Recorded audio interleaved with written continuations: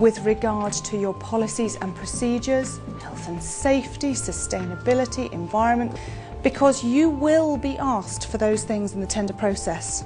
Not only will you be asked yes or no, do you have them or not, more often you will be asked to submit what you do have. Your attention needs to be on the services, your implementation plan, your contingency and delivery when you're doing this tender process. It doesn't need to be on your internal processes and policy writing.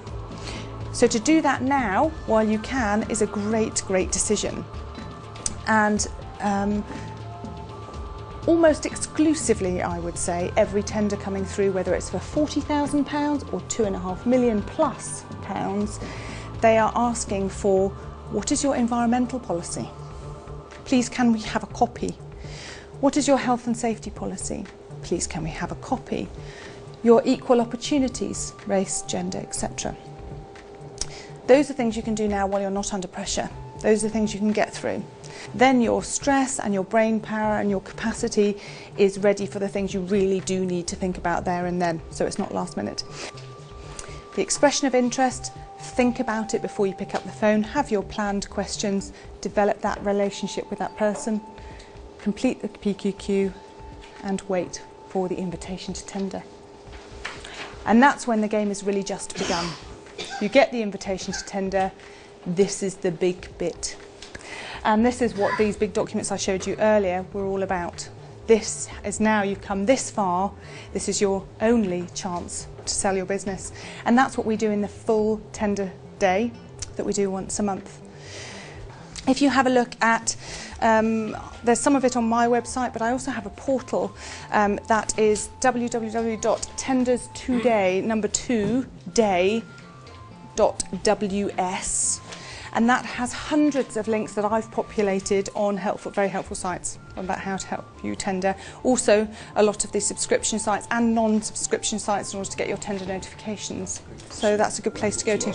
So if you're going for a contract that you want to get together with a group of other businesses that you know and trust and like, again, don't choose businesses you don't know and how they're going to fulfil the contracts. But if you want to get together as a consortia, yes, you need to be clear about who is going to deliver what, who is going to be the lead organisation of that consortia, because at the end of the day, the commissioners will want to have a lead focus.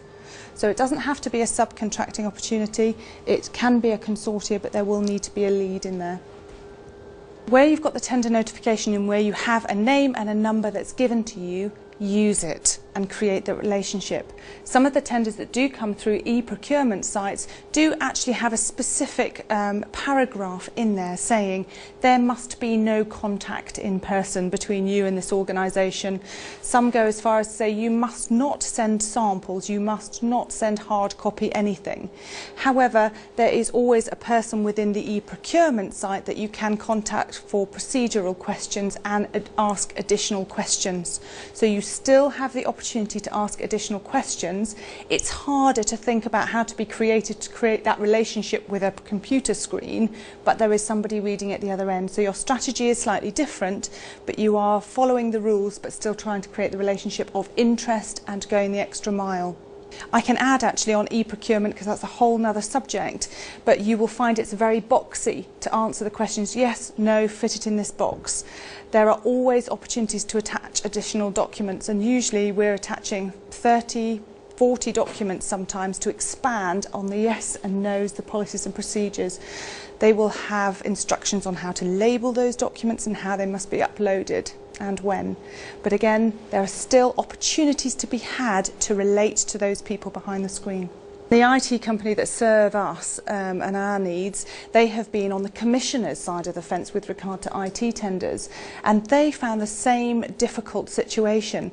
They had IT tenders from the likes of BT, etc., through to the SMEs, and the ones for the big corporates were just binned because it was clear that they had no effort spent on them, that the information was either blank, not there, or wrong, or they hadn't answered the question. Whereas the ones that came back from the SMEs, the effort that had been put in was clear. And if you're making that much effort then, how much more effort are you going to do when you're delivering our services to us? Because that's what we're looking for. So it's about the image of how you're coming across on paper is also incredibly important. Sometimes it's not the big people that get through because it's passed to the wrong person to fill out, or it's just a paperwork exercise. That's the common mistake. Yes, it is a paperwork exercise, but it's not just a paperwork exercise. You need to be creative in that process as well and think about your strategy right from the outset, not from when you're asked to supply the document.